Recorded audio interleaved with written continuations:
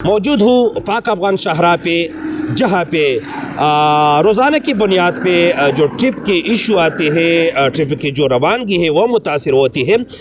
यहाँ पे पाक अफगान शाहराह जो मेन पुल से वो न होने की वजह से यहाँ पे जो बारिश के दौरान जो सैलाबी रेले गुजरते हैं, जिसके बायस जो है ये ट्रिप की जो रवानगी है वो शदीद मुतासिर होती है। ये सड़क तो बहुत ही पुरानी है, बरतानिया ने बनाई थी। फिर इसके बाद 2008-9 में इसका बुरा हाल हो गया और बहुत ही ख़राब हो गया।